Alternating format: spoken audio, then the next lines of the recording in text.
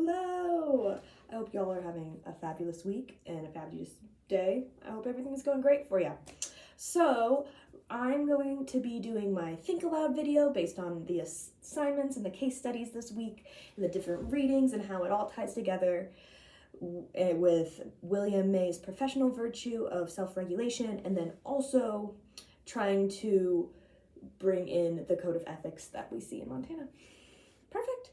So, right off the bat, I'm going to be talking about the assistant coach's dilemma, because I think I connected with that one the most personally, because I came from a small school where sports was super big, and I have had a ton of teachers who were coaches in the community, and seeing the toll on them that it took, and then also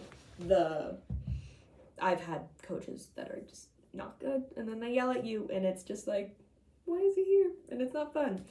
And so personally, I think that George, our teacher assistant coach, should have wrote an email talking against our bad coach, Ted, because Ted was harming the kids' morale and like their growth by not being a good coach and yelling at them during games and just giving them really mixed signals. And while George was being a good coach but wasn't getting paid the right amount, and Ted was disrespecting George as well in his time. And this ties into May's talk on integrity and about being truthful even when it's uncomfortable. It was uncomfy for George to go up to the school board or whoever's trying to fire Ted and be like, hey, this guy, he's not it, XYZ, here's why. But he just didn't want to hurt Ted's feelings, and I think that's not good and not super ethical, because if Ted stays, he's still hurting George and the kids. So I think that was not a good mood, and was not a good move, and not good. It didn't support the good for the people, the good for everyone. It might have saved that relationship, but George didn't even super like Ted, so I think it was just too nice. Anyhow, so now I'm gonna transition to my rules, my 3 rules that I would give to my students, and I'm framing it in a middle school band classroom. And so my first rule will be, we are going to respect the music, the space, and each other. Respect, huge thing, huge, especially in music, because music, you are pouring your soul out. You are giving a part of yourself, performing. It's very, very raw and very it's great. And so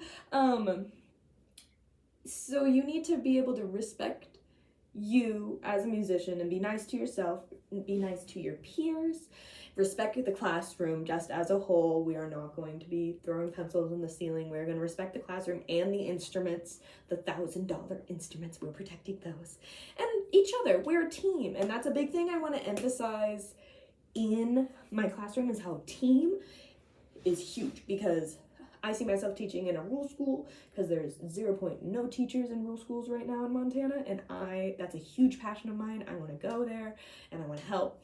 So in schools, rural schools, team sports, huge. So I'm going to make sure I frame all my rules in kind of a team way, so that it connects to them a little bit more than not, because yeah. Anywho, so the team, and this connects to May's public spiritedness, because it's a whole group. We're working, respecting each other, and not just ourselves. Huge thing in respecting music in the ways of different cultures too, and making sure we're being respectful and knowledgeable about the music we're playing, and I think that's huge as well. So now we move to rule 2, which is being responsible for your sound and your choices.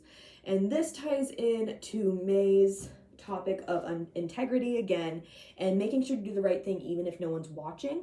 And so you are responsible for your sound. I cannot give Johnny the trumpet and make him practice. You are responsible of making this team and contributing your part for the product.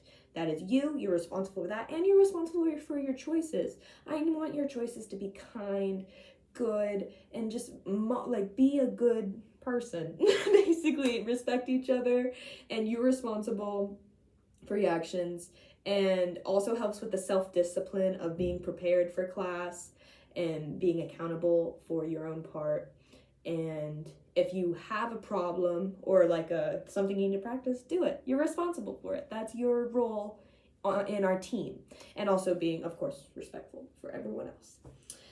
And my last rule is going to be always strive to grow. Again, huge in music. There's no endpoint, which is kind of cool in music, but sometimes daunting. But there's no endpoint. I'm still growing as a musician, as a senior in college.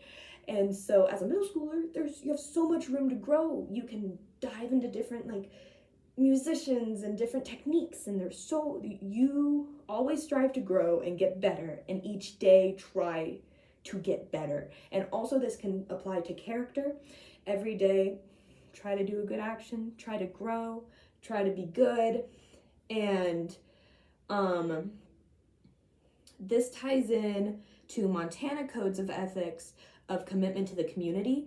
And so I am committed to make my kids good, responsible members of society, and always strive to grow.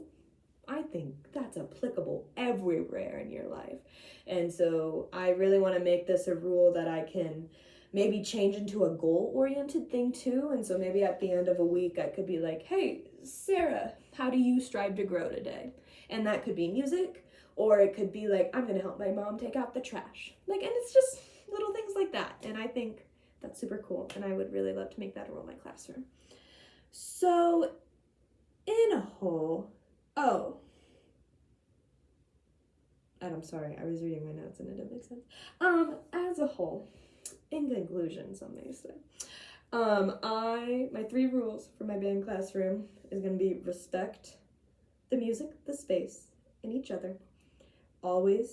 Be responsible for your sound and your choices, and always strive to grow.